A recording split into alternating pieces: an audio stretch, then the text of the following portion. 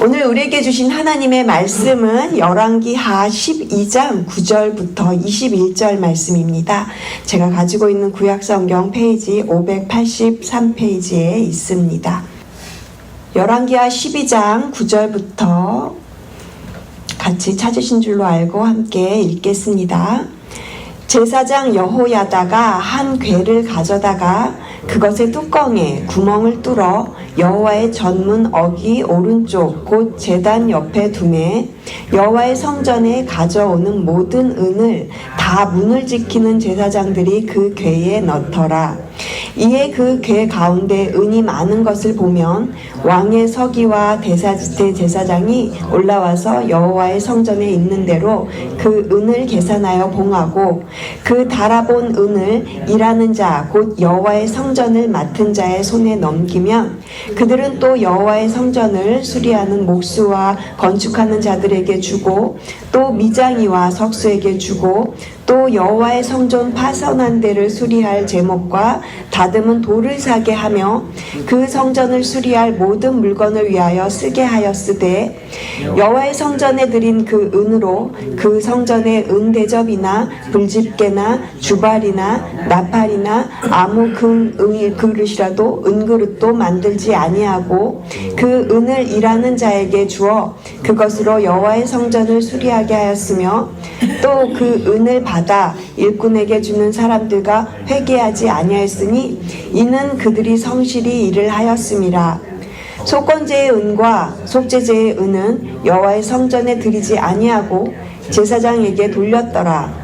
그때 아람 왕 하사엘이 올라와서 가드를 쳐서 점령하고 예루살렘 향하여 올라오고자 하므로 유다의 왕 요아스가 그의 조상들 유다 왕 여호사밧과 여호람과 아하시아가 구별하여 드린 모든 성물과 자기가 구별하여 드린 성물과 여호와의 성전 곳간과 왕궁에 있는 금을 다 가져다가 아람 왕 하사엘에게 보냈더니 하사엘이 예루살렘에서 떠나갔더라.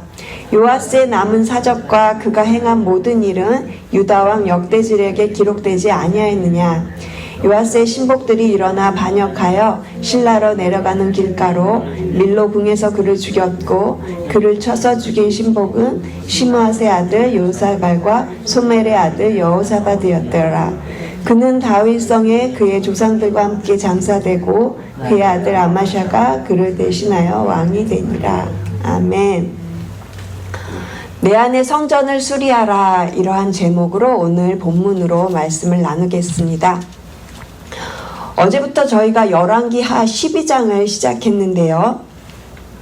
어제 설교에서 요아스 왕이 여호와 보시기에 정직히 행하였고 그리고 아름다운 성전을 꿈꾸면서 그렇게 성전 수리를 다시 시작하였던 것을 저희가 어제 본문에서 살펴보았습니다. 하지만 이 요아스 왕의 성전 수리는 올바른 예배 회복이 없었어요. 백성들 가운데 여전히 우상 숭배가 있었고요. 그리고 자신들의 편리함을 위해서 산당 제사가 여전히 남아 있었죠. 요아스 왕이 성전 수리를 계속해서 명하였는데도 23년이 되도록 제사장들이 성전 수리를 제대로 하지를 않았습니다. 그래서 요아스 왕이 대제사장 여호야다와 제사장들을 불러서 이제부터는 제사장들이 이 성전 수리를 직접 하지 말고 그렇게 이제 직접 그 일을 할 수 있는 다른 사람들한테 그 일을 맡기자라고 그렇게 이야기를 하고 서로가 그 부분에 동의를 하게 됩니다. 그리고 나서 이 대제사장이요, 여호야다가 성전 수리를 위한 새로운 봉헌 체계를 마련을 해요. 그 내용이 지금 오늘 본문에서부터 시작이 되고 있어요. 우리 함께 9절 말씀 다시 한번 읽겠습니다. 9절입니다. 제사장 여호야다가 한 궤를 가져다가 그것의 뚜껑에 구멍을 뚫어 여호와의 전문 어기 오른쪽 곧 제단 옆에 두매 여호와의 성전에 가져오는 모든 은을 다 문을 지키는 제사장들이 그 궤에 넣더라. 새로운 헌금함이 생긴 거예요. 새로운 봉헌 체계를 이 대제사장이 세운 것입니다. 봉헌 예물을 투명하고 그리고 정직하게 처리하기 위한 방식이었던 거죠. 제사장들이 모두 성전 수리에서 손을 떼고 그리고 요아스 왕은요 이 모든 과정을 새롭게 정비를 합니다. 헌금 헌금함을 새롭게 생긴 이 헌금함을요 공개된 장소에서 두고 그리고 모금과 이 집행되는 그런 과정을요 전부 투명하게 그렇게 진행을 하게 된 것이죠. 성전 수리하는 일에 있어서는 이제 제사장들이 일절 여기에 손을 대지 않았고요. 이 성전 수리를 위해서 일꾼들이죠. 뭐 목수나 석수 이런 사람들을 세웠어요. 그리고 이 모여지는 금액들을 전부 제사장들이 절대 이것에 관여하지 않고 이 은들이 모여지면 그것을 일꾼들한테 직접 전달해서 그것으로 성전 수리를 제대로 할 수 있도록 그렇게 일을 추진하였던 것입니다. 오늘 본문 내용을 보면 새로운 봉헌 체계가 굉장히 성공적으로 잘 이루어지고 있는 모습을 볼 수 있어요. 헌금도 많이 거두었고요. 그리고 수리도 전혀 지장이 없이 오히려 헌금이 남을 정도로 그렇게 이스라엘 백성들이 지금 헌신하는 모습이 나오고 있습니다. 제사장들이 일일이 회개하거나 감사하지 않아도 이 재정이 쓰일 수 있는 곳에 잘 쓰이는 그런 성실함과 투명함이 지금 본문 가운데서 보여주고 있거든요. 16절까지는 모든 상황이 아주 잘 돌아가고 있는 것처럼 보여져요. 16절 말씀 한번 보시면요. 속건제의 은과 속죄제의 은은 여호와의 성전에 드리지 아니하고 제사장에게 돌렸더라 그랬어요. 모이는 은과 돈들이 많았던 겁니다. 이 요아스 시대 때는요, 이 속죄 제물로 은을 드리는 관습이 있었다고 하거든요. 그래서 이스라엘 백성들이 이 남은 은들과 돈들 같은 것을 제사장들이 어려운 생활로 힘들어하지 않도록 이렇게 제사장들을 돌봐주고 있는 그런 모습인 거죠. 그렇게 이 성전 회복은요, 서로를 돌아보면서 이 성전은 수리가 잘 되고 있고요. 그리고 관계도 회복되어져 가는 모습을 지금 본문 가운데 우리가 볼 수 있습니다. 그렇지만 모든 것이 원활하게 잘 이루어지는 것처럼 보이는 이 성전 수리 현장에 한 가지 빠진 것이 있어요. 성전 수리는 단순히 건물 공사의 문제가 아닙니다. 성전 수리는 하나님께서 이 성전에게 주시는, 성전을 통해서 주시는 교훈과 은혜를 회복하는 과정이 있어야 되는데요. 요아스의 이 성전 수리에 관련해서 하나님의 말씀을 전하는 사람들이 없다는 것이 문제인 거죠. 하나님이 계시지 않는 회복, 하나님의 말씀과 상관이 없는 개혁은 오히려 우리를 넘어뜨리는 올무가 됩니다. 하나님 없어도 잘할 수 있다는 교만을 낳기 때문이죠. 그래서였을까요? 이 17절에 와서부터는 완전히 분위기가 완전히 다른 이야기가 그렇게 전개가 되어 우리 함께 17절 말씀, 18절 말씀을 같이 읽겠습니다. 그때 아람 왕 하사엘이 올라와서 가드를 쳐서 점령하고 예루살렘을 향하여 올라오고자 하므로 유다의 왕 요아스가 그의 조상들 유다 왕 여호사밧과 여호람과 아하시아가 구별하여 드린 모든 성물과 자기가 구별하여 드린 성물과 여호와의 성전 곡간과 왕궁에 있는 금을 다 가져다가 아람 왕 하사엘에게 보냈더니 하사엘이 예루살렘에서 떠나갔더라. 16절까지는 성전 수리가 잘 되고 있다가요, 이 17절에 와서 갑자기 그때에 이러면서 분위기가 완전히 반전이 돼요. 아람 왕 하사엘이 가드를 쳐서 점령했다. 그리고 예루살렘을 향하여 올라오고자 했다. 이러한 내용으로 분위기가 완전히 다른 이야기의 맥락으로 바뀌어집니다. 그러면서 18절 보니까 또 이상한 일들이 벌어져요. 요아스 왕이요, 아람 왕 하사엘에게 제물들을 보내요. 어떤 제물인가요? 여호와께 구별된 성물들, 그리고 여호와의 성전 곡간에 왕궁에 있는 모든 금들을 다 가져다가 이 이방 왕 하사엘에게 보냈다라는 거예요. 지금까지 성전 개혁으로 이 좋았던 분위기가 온데간데 없이 갑자기 왜 이런 일이 이렇게 생긴 거죠? 그러면서 19절에서는 한 문장으로 그냥 요아스 왕을 정리해버리고 말아요. 19절 한번 보시면요. 요아스의 남은 사적과 그가 행한 모든 일은 유다 왕 역대 지략에 기록되지 아니하였느냐. 이렇게 말을 하면서 요아스가 신하들의 반역에 의해서 죽임을 당하는 이야기가 계속 이어서 나오고요. 아주 간단하게 나오죠. 요아스도 왕의 후손이어서 다윗성에 장사되었다라는 이야기로 끝을 맺고 말아요. 열왕기하 12장에서는 성전 수리와 그리고 하나님을 향한 그런 백성들의 헌신과 이런 아름다운 이야기가 잘 진행이 되고 있다가 갑자기 이 17절부터는 분위기가 싸해지면서 모든 것이 그냥 이렇게 허무하게 끝나버렸어요. 그래서 이 오늘 본문의 마지막 이 후반절 부분을 보면서 저희가 좀 당황스러워지게 되는 것 같아요.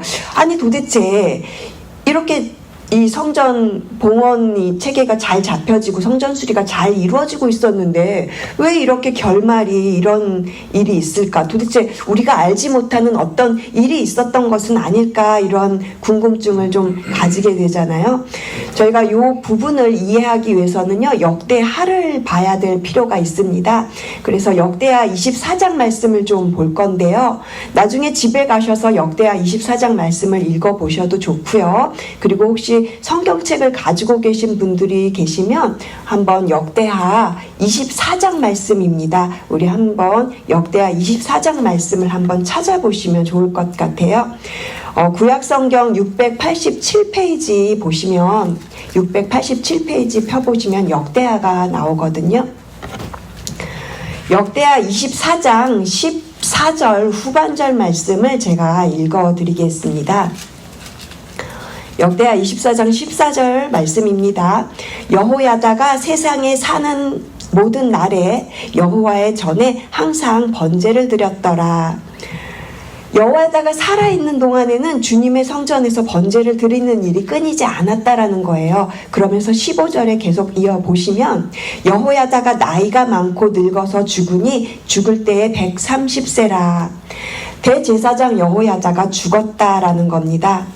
요아스의 영적 리더였고 멘토였던 아버지와도 같았던 사람이 죽은 거죠. 그리고 이어서 17절 말씀 계속 보시면 여호야다가 죽은 후에 유다 방백들이 와서 왕에게 절을 하면서 왕이 그들의 말을 들어요. 18절 말씀 보시면 그의 조상들의 하나님 여호와의 전을 버리고 아세라 목상과 우상을 섬겼으므로 그 죄로 말미암아 진노가 유다와 예루살렘에 임하니라. 계속해서 20절 말씀과 21절 말씀도 보시겠습니다. 이제 하나님의 영이 제사장 여호야다의 아들 스가랴를 감동시키심에 그가 백성 앞에 높이 서서 그들에게 이르되 하나님이 이같이 말씀하시기를 너희가 어찌하여 여호와의 명령을 거역하여 스스로 형통하지 못하게 하느냐 하셨나니 너희가 여호와를 버렸으므로 여호와께서도 너희를 버리셨느니라 하나 무리가 함께 꾀하고 왕의 명령을 따라 그를 여호와의 전뜰 안에서 돌로 쳐 죽였더라. 열왕기하 12장 본문에는 없는 내용입니다. 역대하 24장에 굉장히 그 내용을 자세하게 기록해 둔 것을 저희가 찾아서 같이 보았습니다. 역대하 24장을 읽고 난 후에는요, 저희가 다시 열왕기하 12장으로 돌아와서 본문을 볼 때 조금 더 이해가 되실 거예요. 이 요아스 왕의 영적 스승이었던 그리고 하나님의 말씀을 가르쳤던 그 여호야다가 죽은 후에 17절 보니까 여호야다가 죽은 후에 유다의 지도자들이 요아스 왕에게 온 거예요. 그리고 이 요아스 왕에게 이렇게 절을 하면서 자신들의 말을 듣도록 그렇게 왕을 이렇게 자신들의 신하들이 요아스 왕의 말을 이렇게 듣도록 왕을 컨트롤하고 있는 거예요. 그리고는 이 하나님의 성전을 버리고 아세라 목상과 우상을 섬기라고 그렇게 신하들이 말하는 것을요, 이 어리석게도 요아스 왕이 그대로 들어요. 더구나 이 요아스 왕이요, 여호야다의 아들을 죽입니다. 이 스가랴가 자신의 스승이고 아버지 같은 이 사람이죠. 그 사람의 아들인 이 스가랴가 바른 말을 하니까 그를 죽이라고 그렇게 명령을 내려요. 여호야다가 죽을 위기에 있었던 그 아기였던 그 요아스를 데려다 키웠잖아요. 그리고 성전에 숨겨서 그렇게 자신을 왕으로 세우기까지 그렇게 자신의 생명의 은인 같은 사람이었잖아요. 그리고 그 아들 스가랴는요, 이런 여호야다의 아들이었던 거죠. 그리고 아마 어렸을 때는요, 어쩌면 같이 놀았을지도 몰라요. 형처럼 동무처럼 그렇게 친하게 지냈던 관계였을지도 몰라요. 그런데 이런 스가랴의 관계를요, 그냥 듣기 싫은 소리 한다고, 바른 소리 한다고, 듣기 싫다고 그냥 그렇게 죽여요. 요아스가 얼마나 포악한 왕으로 전락됐는지 우리가 알 수 있는 본문인 거죠. 그래서 저희들 오늘 본문 다시 열왕기하 12장으로 다시 돌아오셔서 본문 살펴보시면, 그렇게 해서 오늘 본문 17절 말씀에 하나님의 진노가 임한 겁니다. 하나님의 진노로 침략을 받은 거예요. 아람 왕 하사엘이 쳐들어온 거는요, 하나님께서 심판하시는 그런 사건인 거예요. 이렇게 하나님의 징계로 다른 이방 나라의 침략을 받게 되면 정상적으로 이 왕이 하나님과 바른 관계에 있었던 왕이라면은 바로 회개했을 거예요. 그런데 18절 말씀 보면 요아스가 회개하는 모습이 전혀 없어요. 오히려 자신들의 성물 또는 예전부터 이 하나님의 성전 곳간에 있던 모든 성물들을 다 그냥 주워버려요. 이 이방 왕에게 이런 것들을 다 그냥 주어요. 그러면서 이 아람 왕 하사엘이 뇌물처럼 받아들은 그 재물 가지고 더 이상 공격하지 않고 그냥 떠나거든요. 요아스의 모습에는 전혀 회개하거나 그리고 조금도 하나님을 생각하고 하나님께 나아가는 모습이 전혀 보이지 않고 있는 모습이죠.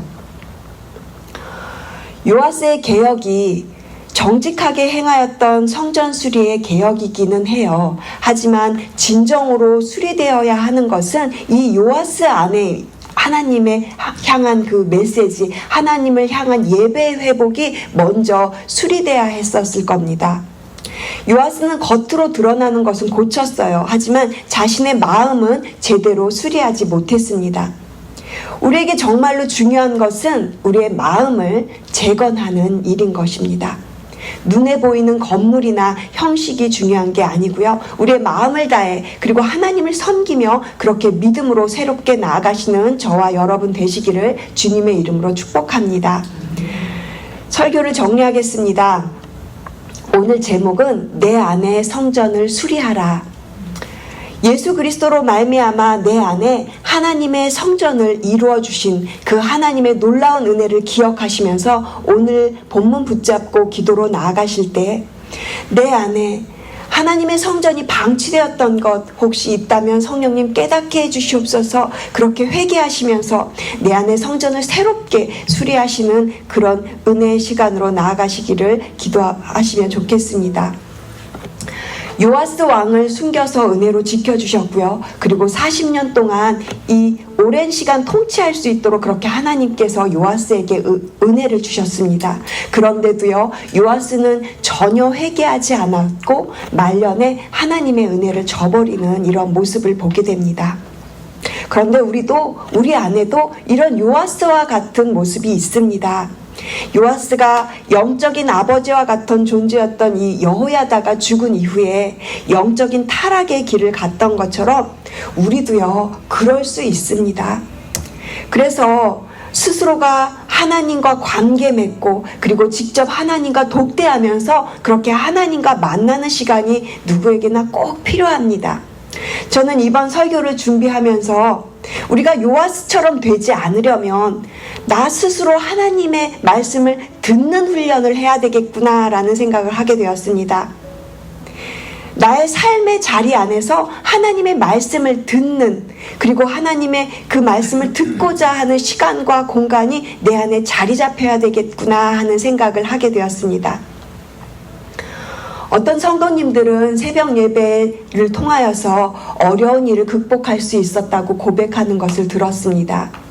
그리고 어떤 분들에게는 골방 기도가 그런 자리가 될 수 있고요. 그리고 저희 가정은 오랫동안 가정 예배를 드리는 습관이 있었는데요. 가정 예배를 계속해서 드렸을 때 저희가 가정적으로 굉장히 어려운 일을 당했을 때 그 예배를 통하여서 어려운 일을 극복할 수 있었습니다. 요한 웨슬레의 어머니가 아이들을 키울 때 애들이 굉장히 많았다고 그래요. 그래서 애들이 많으니까 서로 막 복닥복닥거리고 힘들고 지쳤을 때에 이 요한 웨슬레의 어머니가 이렇게 치마를 뒤집어 쓰고 그러면 이 아이들이 어떻게 생각을 했냐면 아, 우리 엄마 지금 기도하고 있어, 이렇게 생각하는 습관이 있었다고 그래요. 그리고 링컨 대통령은 깃발을 올리는 습관이 있었다고 하는데요. 그러면 참모들이 아, 지금 대통령이 기도하고 계시는구나, 이렇게 생각했던 삶의 루틴이 있었다고 합니다. 예수님도 새벽 미명에 습관대로 기도하셨다고 그렇게 말씀하지 않습니까? 사랑하는 성도 여러분은 어떠한 신앙의 습관이 있으십니까? 하나님의 말씀을 들으셔야 합니다. 혼자서 하나님의 말씀을 듣기 위한 정해진 장소와 시간을 꼭 가지시기를 바랍니다. 자신만의 방법으로 하나님 앞에서 멈추고 그리고 하나님의 말씀을 듣는 시간이 필요합니다. 어떤 분들에게는 새벽 예배가 그런 장소가 될 수 있고요. 그리고 어떤 분들에게는 찬양이 또 그런 시간이 될 수 있고, 그리고 개인적인 묵상의 시간을 가지실 수도 있을 것입니다. 여러 가지 다양한 방법들이 있겠지만 중요한 것은 들으려는 마음이 굉장히 중요합니다. 6월부터 저희 교회에서는 공동체 성경 필사를 지금 진행 중에 있습니다. 성경을 각자 맡은 분량들이 있어서 지금 잘 쓰고 계시죠? 그런데 이 성경을 쓰실 때 들으려는 마음을 가지고 말씀을 읽고 써야 그 안에 담긴 하나님의 메시지와 그 하나님의 뜻을 깨닫게 됩니다.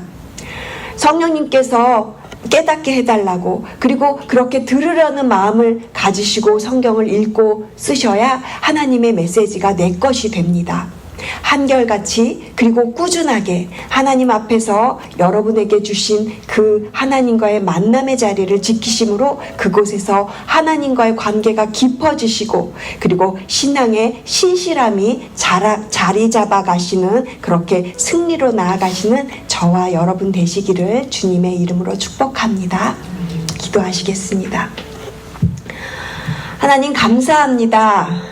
우리를 하나님의 성전으로 삼아주시니 감사합니다.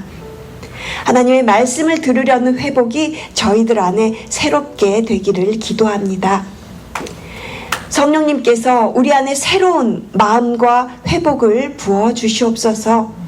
신실하게 한결같이 주님과 동행하며 살아가는, 끝까지 승리하며 나아가는 주의 성전을 이루어가는 삶을 살아가게 도와주시옵소서. 감사드리며 이 모든 말씀 살아계신 예수 그리스도의 이름으로 기도합니다. 아멘.